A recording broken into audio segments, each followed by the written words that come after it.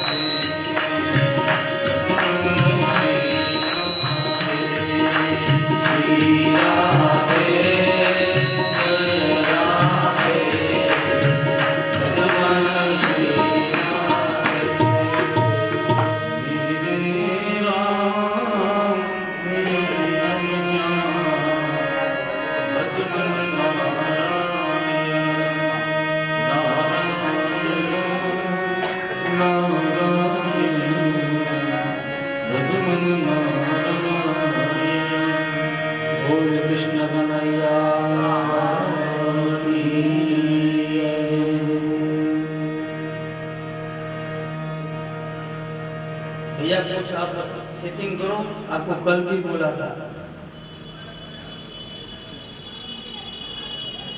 आपके जो बोले वो उसको बोलो।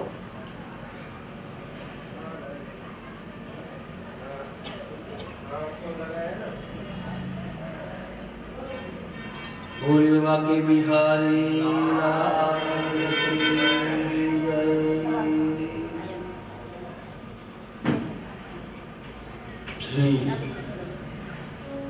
वागड़ उदित ब्रह्म समाज कर्ण प्रगणा 420 द्वारा आयोजित तृतीय શ્રીમદ ભાગવત સપ્તાહ જ્ઞાન યજ્ઞના પંચમ દિને ઉપસ્થિત સર્વે વિપ્રવૃંદ, સંગીત વૃંદ, આપ સૌ ભક્તોના હૃદયમાં વિરાજમાન ઠાકોરજીને મારા પ્રણામ.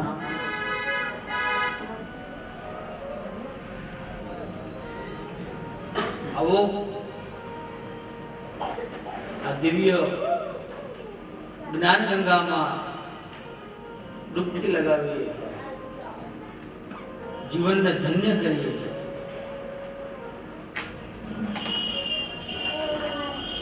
પુણ્ય પવિત્ર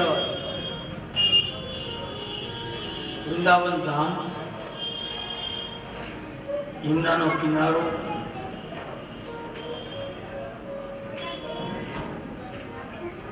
અને હિમાલય નારાયણની જ્યાં ઉપાસના થતી હોય એવું સુંદર મજાનું સ્વામિનારાયણ આશ્રમ. આ શ્રીમદ ભાગવત સપ્તાહ એક જીવને ઉદ્ધારણ કરવા માટે નહીં, તો સમસ્ત સંસારના તમામ જીવોનો ઉદ્ધાર કરવા માટેની આ કથા છે. આ કથાનું જે નિત્ય શ્રવણ કરશે, જે નિત્ય મનન કરશે, ચિંતન કરશે,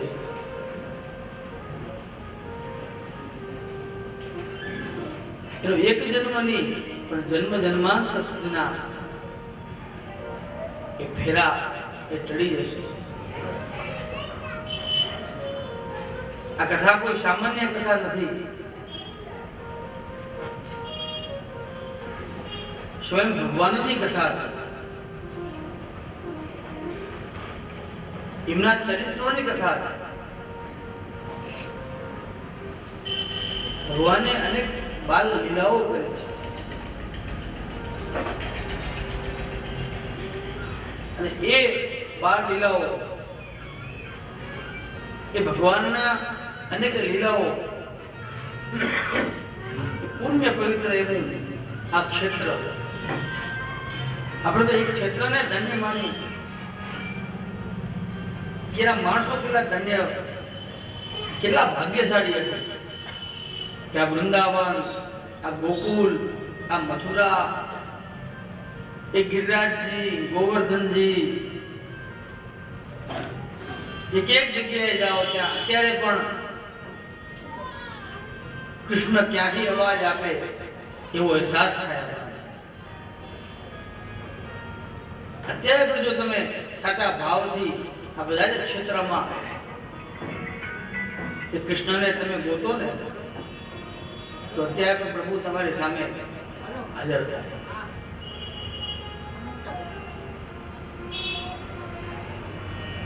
એવી આ પુણ્ય પવિત્ર સ્થળી છે જ્યાં એક વખત, મને તો ઘણા બધા અમારા સ્નેહીજનો, મિત્રજનો, બીજા અનેક કથાકારો, એ બધાથી ફોન આવે, વાત થાય તો બધા જ આમ ધન્ય છે કે જે બાલકૃષ્ણની ગાથા આપણે બધા જ ગાઈએ છીએ. એ ગાથા ગાવાનો અમૂલ્ય લાવો એની ધરતી ઉપર, એની જ પુણ્ય પવિત્ર સ્થળની ઉપર, એ જ સ્થાને કે જે સ્થાન ઉપર ભગવાન નિત્ય વિહાર કરે છે. આમ તો પરમાત્મા અણુ અણુમાં વ્યાપ છે, સમસ્ત પૃથ્વીમાં છે, પરંતુ જે જગ્યાએ ભગવાન નિત્ય વિહાર કરે છે, આ નિત્ય આ વાક્ય આપણને વારંવાર બોલવાની ઈચ્છા થાય કે ધન્યમ વૃંદાવન ધામમ ભક્તિ નૃત્યથી યત્ર જ. ખરેખર આ વૃંદાવન ધામને ધન્ય છે કે જ્યાં ભક્તિ મહારાણી નિત્ય નિવાસ કરે છે, નિત્ય નૃત્ય કરે છે. હંમેશા એ ભક્તિ મહારાણી અહીં જ રહે છે. એટલા માટે અહીંયા તમે જુઓ કેટલા બધા પરમ ભક્તો ભગવાનના અનેક દેશ દેશાંતરથી માણસો આવે છે. આપણું પણ એમ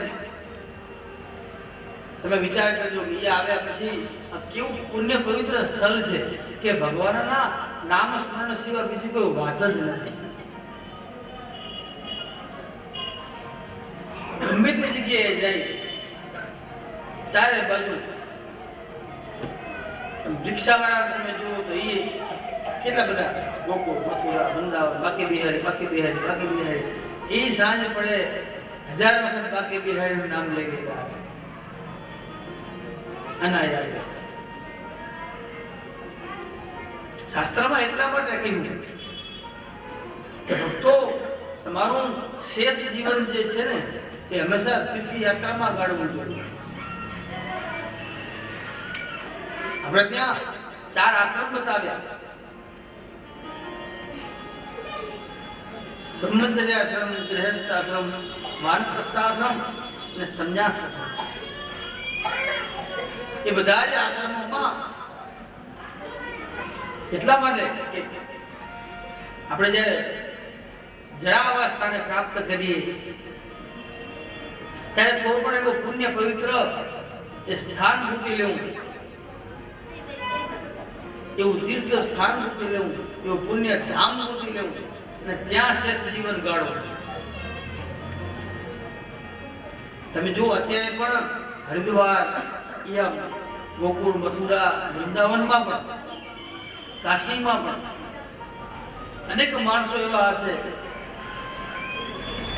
કે જે પોતાનું સંપૂર્ણ જે કોઈ વેપાર, ધંધા, કામ કાંઈ પણ હોય બધું જ પોતાના દીકરાઓને સોંપીને શેષ જીવન ગમે તે આવે ધામની અંદર એકાદો રૂમ ભાડે લઈ લે, ભગવાનના વધારે પૈસા આપ્યા એકાદો નાનકડો રૂમ પણ લઈ લે, બે માણસ શાંતિથી બેઠા હોય અને ભગવાનનું નામ સ્મરણ કરે નિત્ય. હરિદ્વારમાં તો એવા આપણે ઘણે 1-2 નહીં પણ ઘણા માણસો જોયા, આપણા ગુજરાતીઓ પણ રૂમ લઈ લે અને ઘરેથી એવી ઘર વખરી થોડીક સામાન્ય પોતાની જે આવશ્યકતા હોય એ સાથે રાખે તો ત્યાં પણ ભોજનની વ્યવસ્થા થઈ જાય અને ત્યાં નિત્ય બસ સવારના ઉઠીને ગંગાનું સ્નાન કરવું, ભગવાનનું ભજન કરવું, ત્યાં આવેલા પુણ્ય પવિત્ર યાત્રિકોના દર્શન કરવા, ભક્તોના દર્શન કરવા અને શેષ જીવન આવી રીતના કરે. આ ધામનો એટલો જ મહિમા છે. કેમ કે અહીંયા તમે કોઈ પણ કાર્ય કરો, તમે બહાર નીકળો તો તમારા કાને ભગવાનના નામ સ્મરણ જ સંભળાય. તમે તમારે બોલવું હોય તો ભગવાનનું નામ સ્મરણ જ તમારા મુખમાંથી નીકળે. પછી આ સંસારથી, કુટુંબ કબીલાથી, પરિવારથી થોડા દૂર હોઈએ એટલે એ પણ કોઈ ચિંતા ન કરે. શું થયું, ઓનું શું થયું, ઓના ઘરે શું થયું, ઓના ઘરે એ પણ ચિંતા ન કરે. 5-5 દિવસથી આપણને આપણું ઘર યાદ આવે છે. મારે તો કયો વાર છે ને એ પૂછવું પડે, હું વારે ભૂલી જાઉં છું. આ પૂછે કે ભાઈ કયો વાર છે, તો કયો વાર ની ખબર નથી. એટલા તન્મય થઈ ગયા, ક્યાં સમય જાય છે ખબર પડતી નથી. હા,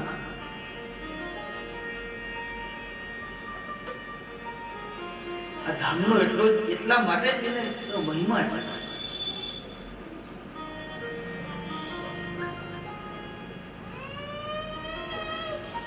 સમયનો સદુપયોગ એવા પુણ્ય પવિત્ર ધામમાં જઈને કરવો જોઈએ.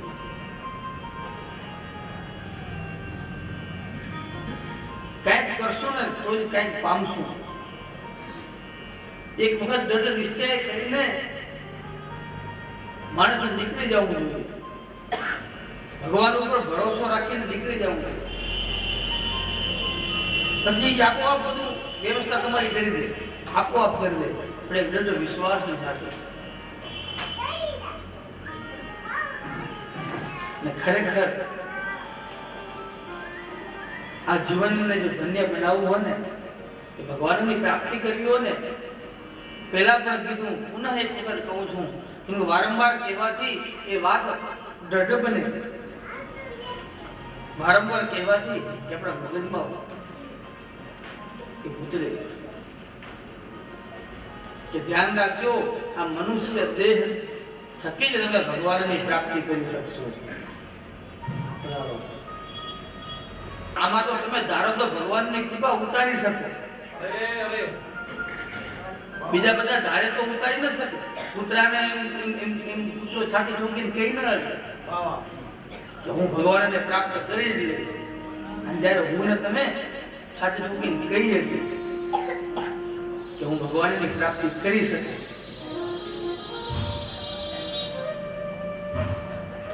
ખાવા પીવા અને ભોગ ભોગવા સંસારના ભૌતિક સુખ સુવિધાને ભોગવવા માટે હું ને તમે નથી જન્મ્યા.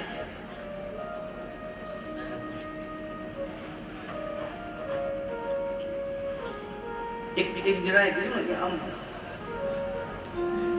આ દુનિયામાં સૌથી મોટું આશ્ચર્ય કયું છે? કયું આશ્ચર્ય છે? ત્યારે એ ઉત્તર એવો મળ્યો કે વ્યક્તિ નિત્ય એના નજરની સામે અનેક માણસોને મરતા જોવે છે. આ સંસારની સુખ અને સુવિધાઓ નાશ થતા જોવે છે, અને છતાં પણ એ એવું વિચારે છે હું તો અજર અને અમર છું. પોતાના નજરની સામે સંપૂર્ણ આ દેહનો નાશ થતા જોવે છે. અને આપણે કોઈ સ્મશાનમાં જઈએ, સ્મશાન યાત્રામાં જઈએ, એમ એક સુભાષિતમાં કહ્યું કે સ્મશાનની અંદર કથામાં આ બધામાં જે તમારી એક બુદ્ધિની પરાકાષ્ઠા જે નિર્માણ થાય છે ને, એ પરાકાષ્ઠા જો કાયમી રહી જાય ને તો તમારો બેડો પાર થયો. સ્મશાનમાં જઈએ એટલે જોઈએ આમ નજરની સામે આપણી યાદ હાલત થવાની, આપણે પણ એ જ જવાનું. અને છતાં અત્યારે મીઠી મીઠી વાતો કરી અને પછી બહાર નીકળ્યા એટલે હતા એવા ને એવા. એવી જ રીતના કથામાં પણ બેઠા હોય ત્યારે આમ એવા તમારી પણ એક પરીક્ષિત જેવી ઉત્કૃષ્ટ બુદ્ધિનું નિર્માણ થાય તમારા બધાની. હું આવી ગયો એમાં, હું તો એવું મહાન મહાપુરુષ નથી, પણ બધાએ આપણે બધાએ હું કોઈ પણ વાત કરીશ તો શરૂઆત પહેલા મારાથી થશે એનું વિચારવાનું. તો એ બુદ્ધિ જો કાયમી આપણા અંદર રહે ને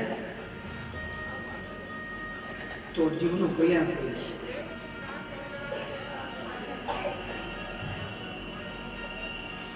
એટલા માટે નિત્ય ચિંતન કરવું જોઈએ કે આપણે આ જગતની અંદર ભગવાનની પ્રાપ્તિ કરવા માટે આવ્યા છે. ઉત્તમમાં ઉત્તમ આ મનુષ્ય દેહ આપણને પ્રાપ્ત થયો છે. દુર્લભો માનુષો દેહા દેહિનામ ક્ષણભંગુરઃ તત્રાભિ દુર્લભો મન્યે વૈકુંઠ પ્રિય દર્શનમ.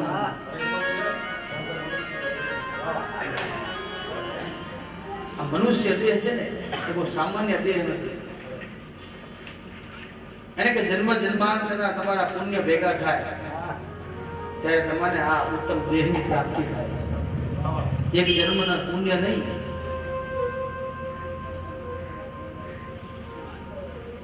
ગોઋષિ રાજેન્દ્રદાસજી મહારાજ કહ્યું છે કે આ મનુષ્ય જન્મની પ્રાપ્તિ કર્યા પછી જો ભગવાનની પ્રાપ્તિ ન કરે ને તો એના જેવો અભાગ્ય કોઈ નથી. હું તમે કઈ દિશામાં જઈ રહ્યા છીએ વિચારવું જોઈએ કે શું આમ ખાવા પીવા માટે આ જગતમાં આવ્યો છું? ચિંતન કરો તો ચિંતન કરો. ચિંતન કરશો તો તમારી આંખ ઉઘડશે. હું કઈ દિશામાં જાઉં છું, હું ક્યાં જાઉં છું, હું શું કરું છું. मैं भगवान ने प्राप्ति करवा माटे मैं કેટલા પ્રયત્ન કર્યા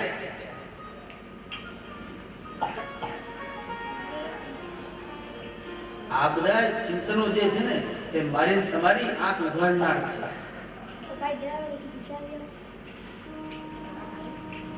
ઠાકોરજી તો જ પધાર છે મારા તમારા હૃદયમાં ખાલી વાતો કરવાથી નહીં આવે ભગવાન એમ ભગવાન નથી મળતું દ્રઢ વિશ્વાસ હોવો જોઈએ એના પ્રત્યેનો આપણી ભક્તિ એવી હોવી જોઈએ કે ભગવાનને સ્વયં આવવું પડે એને સામેથી આવવું પડે સબરીનો કોઈ વિશ્વાસ હતો સકુબાઈનો વિશ્વાસ હતો એ મીરાનો વિશ્વાસ હતો એટલા માટે ભગવાન સામેથી બધા પાસે ગયા છે એ બધા ભગવાનને ગોતવા માટે નથી ગયા એને ક્યાંય ફાફા નથી માર્યા એને તે ખૂણો જાળીને બેસી ગયા હવે મને વિશ્વાસ છે દૃઢ વિશ્વાસ છે અને ભગવાન ફરતા ફરતા ફરતા એને ગોતી ગયા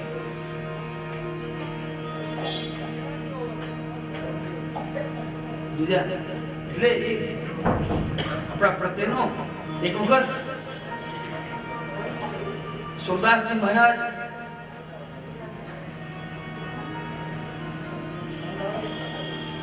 નિત્ય રાત્રિના દિવસે અનેક અનેક ગામોમાં એ ભજન કરવા માટે જાય એક દિવસ રાત્રના બહુ મોડું થઈ ગયું 2, 2:30, 3 વાગી ગયા ભજન પૂરા થયા ત્યાંથી નીકળ્યા છે પોતાના ઘેર જવા માટે ક્યાંય જોતા નથી આમ રાત્રે એમાં કરતા કરતા કરતા કરતા એ જાય છે રસ્તામાં એક બહુ મોટો ખાડો આવે છે કે કૂવો આવે છે અને એમાં સુરદાસજી આમ પગ માંડવા જાય પેલો પગ ત્યાં તો એક નાનો બાળક 5 વર્ષનો આવે ને એમ હાથ ચાલી બાબા यहाँ से नहीं यहाँ से चलो अरे सुरदासजी महाराज हम हाथ पकड़ीने आम ए तरफ नहीं पर आम बीजा रस्ते तरफ वाળવા ગયા અને પછી થોડા સમયમાં એ આમ હાથ લઈને એ નાનો બાળક જાય છે ત્યારે સુરદાસજી મહારાજ બોલે हाथ छुड़ा कर जात हो निर्बल जानी मोही हृदय छुड़ा कर जात हो मर्द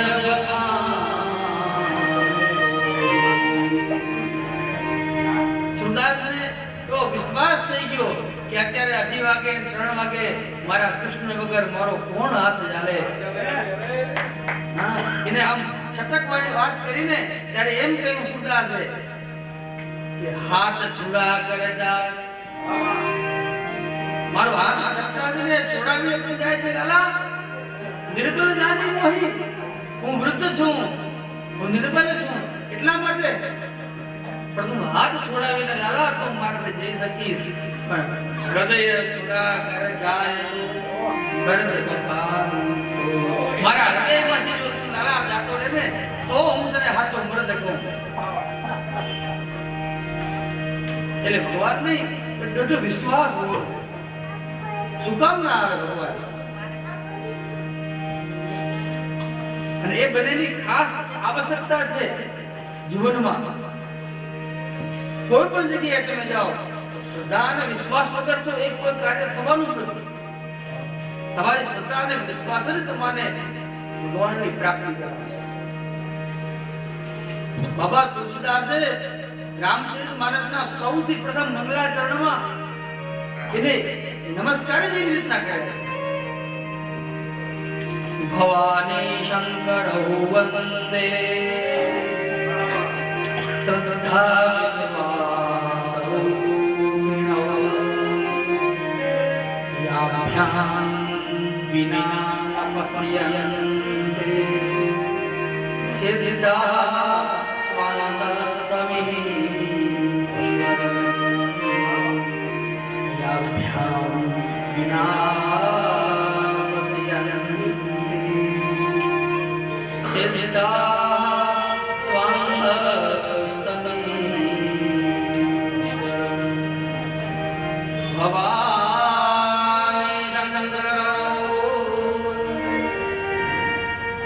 શ્રદ્ધા વિશ્વાસ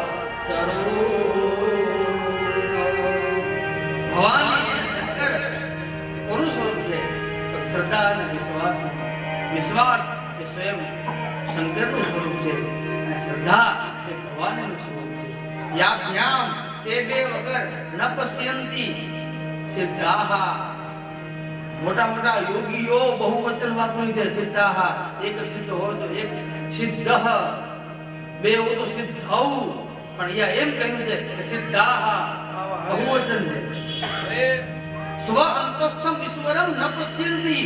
પોતાના હૃદયમાં બેઠેલા પરમાત્માને મોટા મોટા યોગીઓ પણ નથી જોઈ શકતા. યાભ્યામ વિના તે બે વગર. તો કયા બે વગર? તો ભવાની શંકરૌ વંદે શ્રદ્ધા વિશ્વાસ. શ્રદ્ધા અને વિશ્વાસ વગર મોટા મોટા યોગીઓ પણ હજારો વર્ષો તપસ્યા કરે, પણ પોતાના અંદર બેઠેલા પરમાત્માને જોવું હોય તો શ્રદ્ધા અને વિશ્વાસની તો આવશ્યકતા છે અને છે.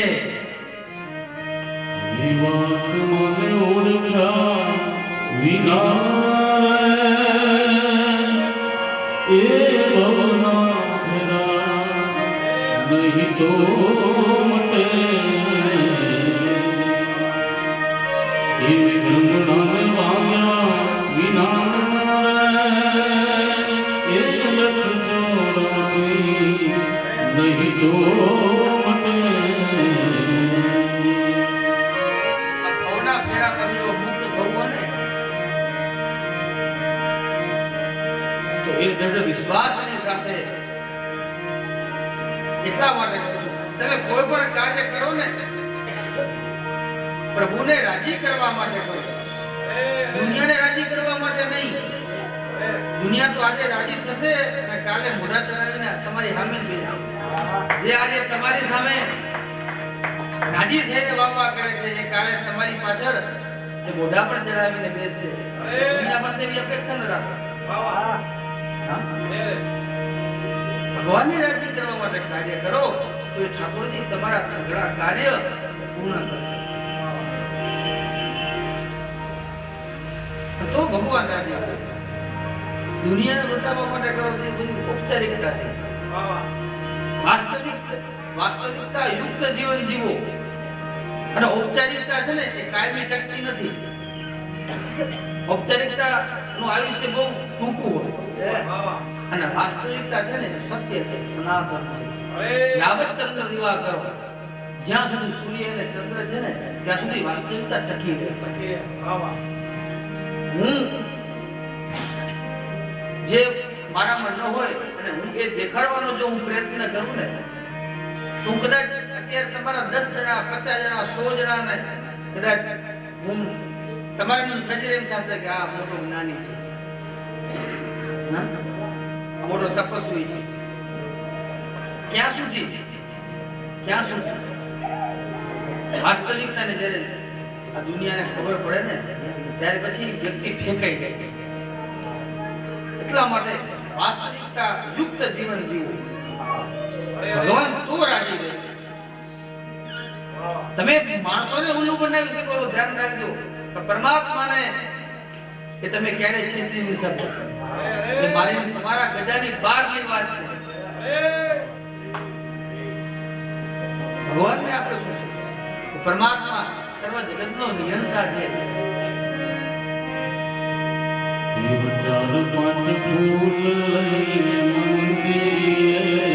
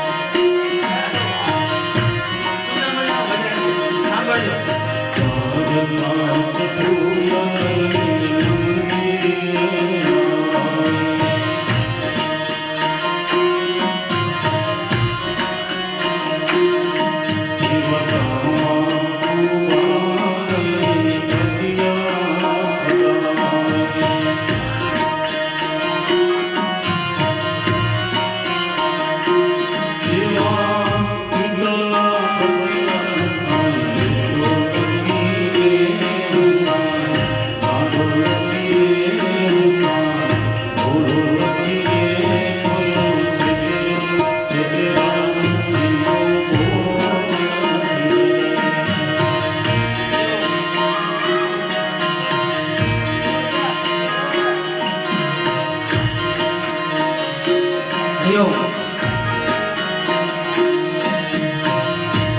ભગવાન ગાંડો નથી, પણ ભેલો નથી. બે ચાર સિક્કા મૂકશો ને પેલા જે છેતરાઈ જશે.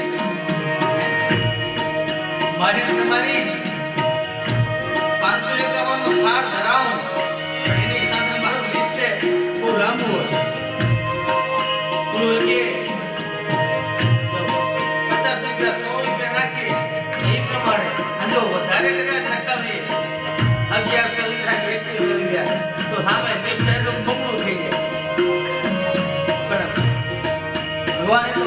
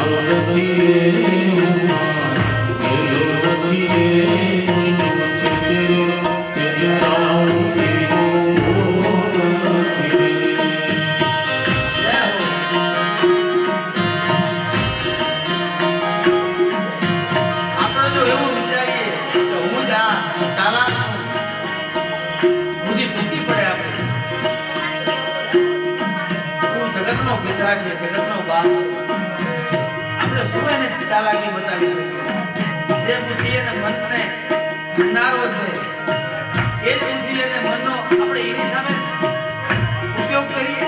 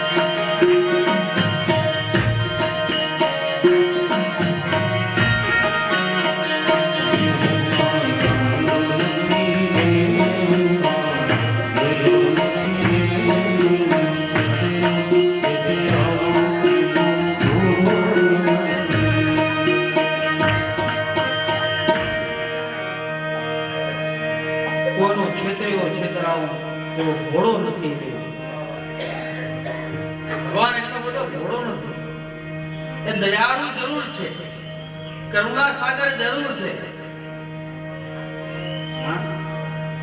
બીજો કોઈ વ્યક્તિ આપણે કદાચ કોઈના ગુલ્લુ બનાવીએ ને ઘણી વખત એવું પણ બને કે આપણે બધું જાણતા હોય છતાં આપણે કાંઈ ન બોલીએ. આપણને ખબર છે કે આ ખોટું બોલે, મને બનાવે છે પણ છતાંય ઓલો વ્યક્તિ કઈ બોલે નહીં, તો એનો મતલબ એ નથી. એક વાક્ય મેં સાંભળ્યું કે બીજાની વિનમ્રતાને તમારી યોગ્યતા ન સમજો. કોઈની વિનમ્રતાને સમજો, કોઈની વિનમ્રતાને પોતાની યોગ્યતા ન સમજો. આપણે કોઈ જગ્યાએ ગયા અને એ વ્યક્તિ ઊભો થઈને આપણને રિસ્પેક્ટ આપ્યો, માન આપ્યું, સન્માન આપ્યું, તો એનો મતલબ એ નથી કે આપણે મહાન છીએ. એ એની મહાનતા છે કે એને આપણને માન આપ્યું. એ એની મહાનતા, આપણી નહીં. બહુ સમજવા જેવું છે. સામાન્ય માણસ જો કદાચ તમને એ માન સન્માન આપે, કદાચ નાનો માણસ હોય, કોઈ મોટો વ્યક્તિ જાય અને એને નાનો વ્યક્તિ સન્માન આપે, તો એ નાનો વ્યક્તિ પણ એ મહાન છે વ્યક્તિ કરતા, કેમ કે એને સન્માન આપે, એની કદર કરે છે. એમ આ જગતની અંદર હંમેશા કદરદાન બનવું જોઈએ. કોઈ પણ વ્યક્તિ આપણા ઉપર સત્કર્મ કરે, આપણું કોઈ સારું કર્મ કરે, તો એનો આપણે કદરદાર બનવું, એની નોંધ લેવી જોઈએ, એને મજા આવે. તમે વિચાર કરો કે એક વ્યક્તિના ઘરની અંદર જો આપણે કદાચ કોઈનું બટકું રોટલો ખાયા હોય, તો આપણે એનું ગુણ ભૂલતા નથી. ગમે ત્યારે સામું આવે તો આપણે કહીએ, ભાઈ મેં રોટલો ખાધો. આ જગતનો બાપ,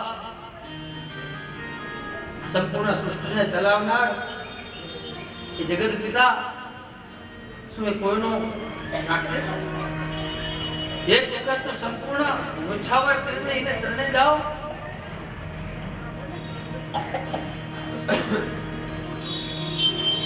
માંગો 10 આપે 20, બોલો જય દ્વારિકા 20. 10 માંગો ને 20 આપે. તમારો ભાવ હોવો જોઈએ, શ્રદ્ધા હોવો જોઈએ. આ બધી વસ્તુ તો જ ઇફેક્ટ કરશે, સમજી લીધું. બાકી તો ખાલી સાંભળવાની છે. જ્યારે આ જીવનમાં હું તો ત્યાં સુધી પણ કહું કે બરોબર છે, આપણે આખી સંપૂર્ણ કથા સાંભળીએ, પણ કદાચ આખી કથા ન સંભળાય ને, ભલે અડધો કલાક સાંભળીએ, 1 કલાક સાંભળીએ, પણ એકાદું વાક્ય જો એક્સેપ્ટ કરી લઈએ ને સ્વીકારી લઈએ, તો એને જીવનમાં ઉતારતા તમારે આખું જીવન કપી જાય. એક વાક્યને ઉતારતા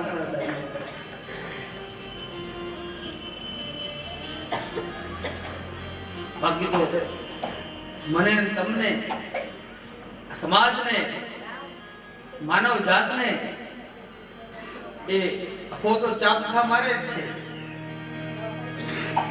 કથા સાંભળી ફૂટ્યા કાન, તોય ના આવ્યો ખા હિમ જ્ઞાન. તુલસી દેખી તોડે પાન, પાણી જોઈ કરે સ્નાન, તોય ના આવ્યો ખા. એમ કઈ નથી થવા.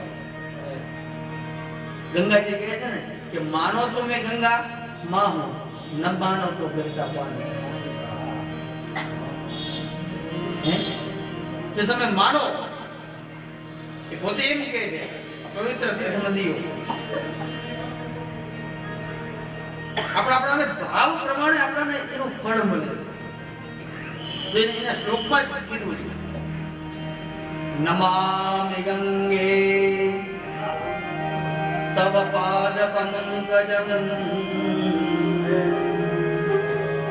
સુરાસુરૈર્વહં દિતદેવ્યરૂપં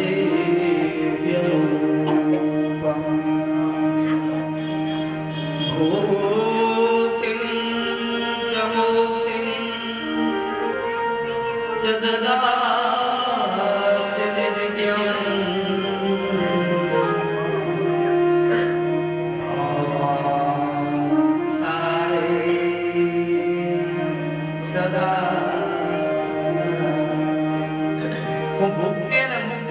આપવા વાળી છે, પણ કેવી રીતના? તો ભાવાનુસાર ચોક કરી દીધું. ગંગાજીએ પણ ચોક કરી દીધું કે જેનો જેવો ભાવ એમ. કેવી રીતના? તમે જેવા ભાવ થઈ બેસશો એ ભાવથી તમારે ભગવાન તમારી સામે ફળ આપશે. એટલે આ કાયા જે છે એ કાયાને જ આપણે મથુરા સમજીએ. જે જીવ જે છે અંદર બેઠેલો એ વસુદેવજી છે, અને આપણે પોતાની જે ઉત્કૃષ્ટ દેવ બુદ્ધિ એ જ દેવજી છે. આ ત્રણેયનો યોગ્ય સુમેળ બનશે ને, યોગ્ય યોગ સંજોગ ભેગા થશે ને, ત્યારે જ આપણા હૃદયમાં એ પરમાત્મા બિરાજમાન થશે. ભગવાને જોવા હોય તો સૌથી પહેલું એ આપણું હૃદય છે.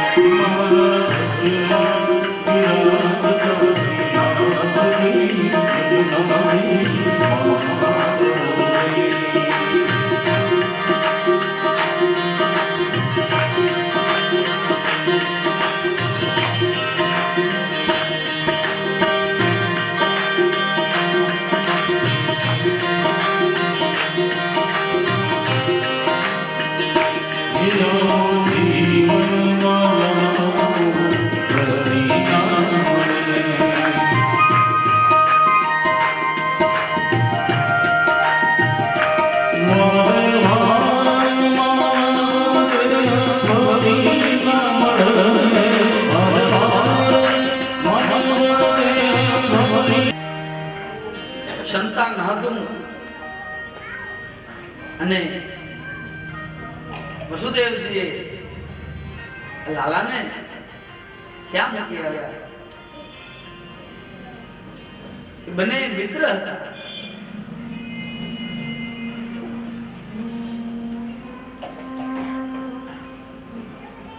અને એ જ સવારના વસુદેવના બહેન વધામણી આપી. યશોદા મૈયાનો આનંદનો કોઈ પાર નથી. અને ભગવાનના આવ્યા પછી તો ગોકુળમાં સાક્ષાત